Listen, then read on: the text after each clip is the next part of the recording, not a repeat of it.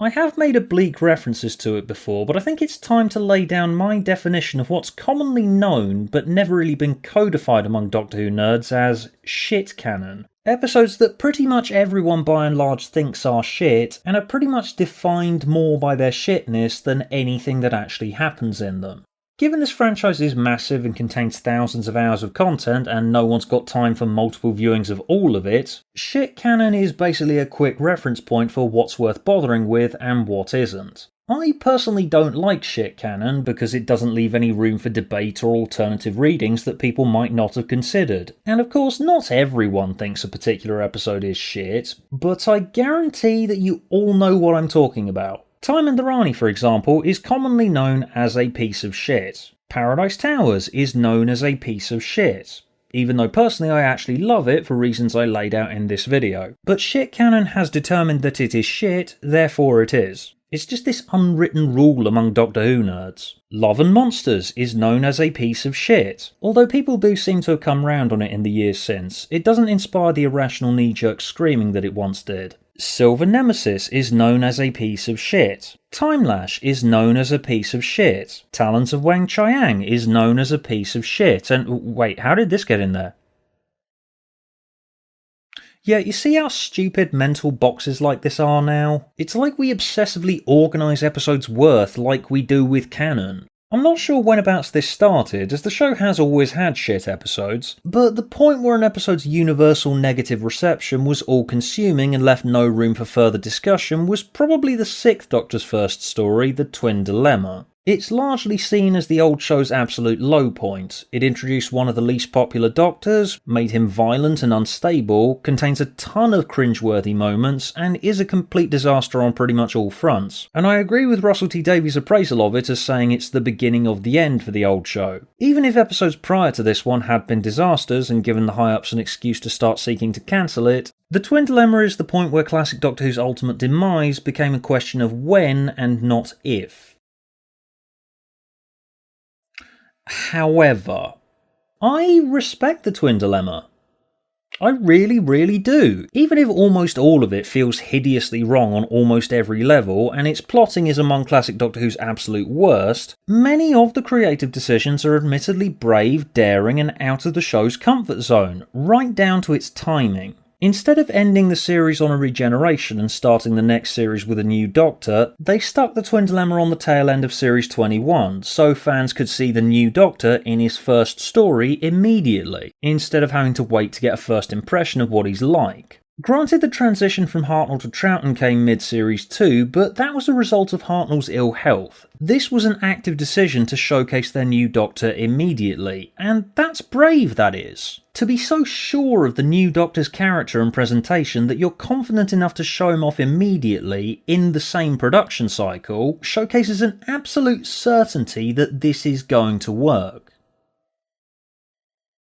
Misguided certainty, yes, but I admire the confidence. The reason this ended up being a very bad idea, though, was because of the idea to make the Doctor immediately unstable and violent. And leaving the audience with a purposefully negative first impression for 9 months was a hideously stupid move. Thing is though, if you try and look at Six being unstable and violent in this story from a different angle, you can find something to admire in it. So Six has just regenerated and has a completely new demeanour. The 5th Doctor was a bit patronising too, but Baker plays him with this sense of smug self-righteousness that can only come across as ostentatious. He then snaps, goes mad and starts ranting about how Peri is an alien spy and tries to choke her to death.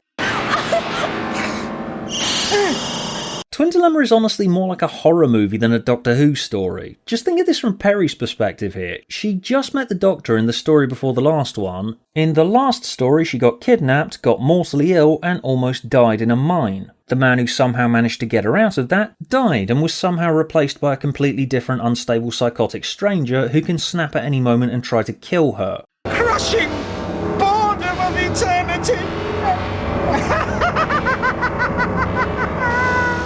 I actually feel for Peri a lot in this story. She's essentially alone against any danger she faces now, including the Doctor. The Doctor has always been a cuddly counterpoint to any danger that's introduced, but by making the Doctor himself unreliable, you gotta admit that that is an interesting approach, and it could heighten the sense of danger.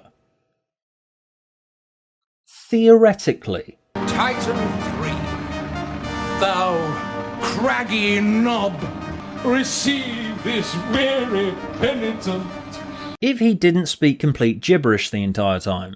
The idea is interesting, but the main reason this doesn't work is it gives an incredibly bad first impression by having Six as this violent, insufferable, frantic egotist, and this does continue in the following series. Perry is essentially a victim of psychological abuse for pretty much her entire time in the TARDIS from this point, but you can't deny that it is brave to have the Doctor Companion archetype be subverted in every way, shape and form. And in the new Doctor's very first episode, it would have been easy to have Six be fully formed and stable and just have him and Perry run into trouble and carry on as normal, but this was the creative team looking at the setup and wondering, how can we make this a unique take on the Doctor that people are going to remember in years to come? And they did succeed, didn't they? It is a unique take that people remembered in years to come.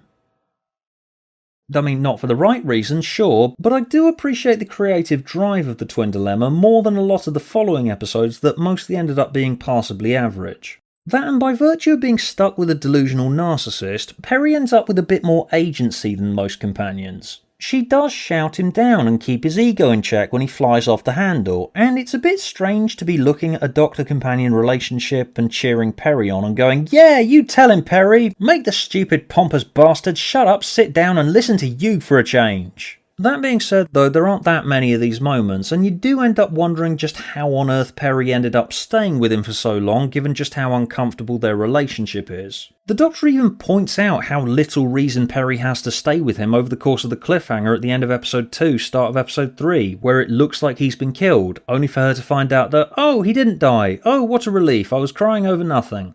I have spent the day using, abusing, even trying to kill you. If you behave as I have, I should have been pleased at your demise.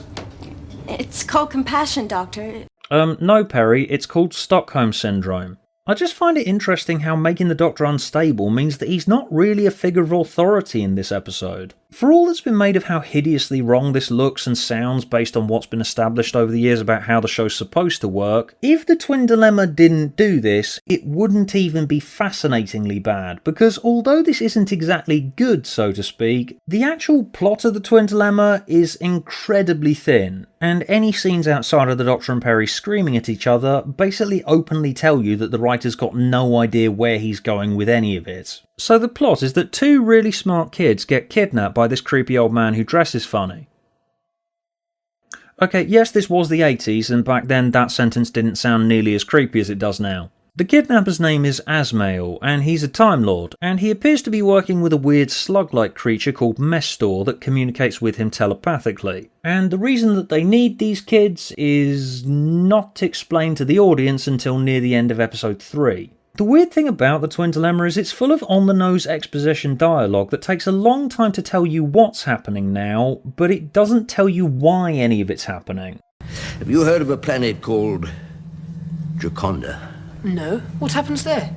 Its new master is a creature of infinite ambition.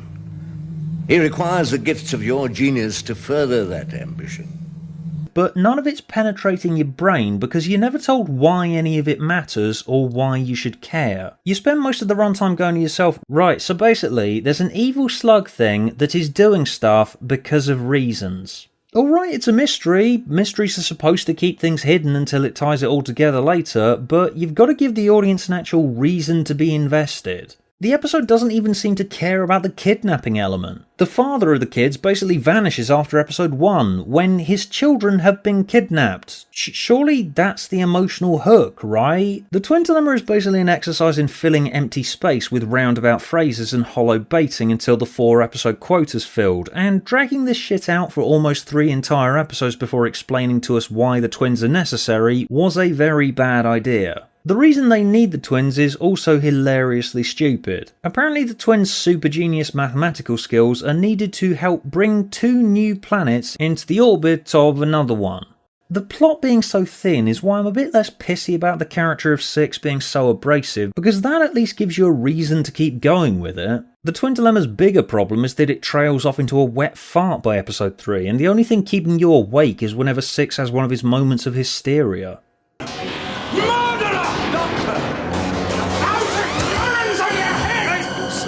Ultimately, I don't think it's the worst episode ever. I did find something to enjoy in it. But yes, the Twin Dilemma's bad reputation is very much earned. Even the thing I find interesting in this story is obviously questionable, and they seem to have realised this when they tacked on this moment at the end.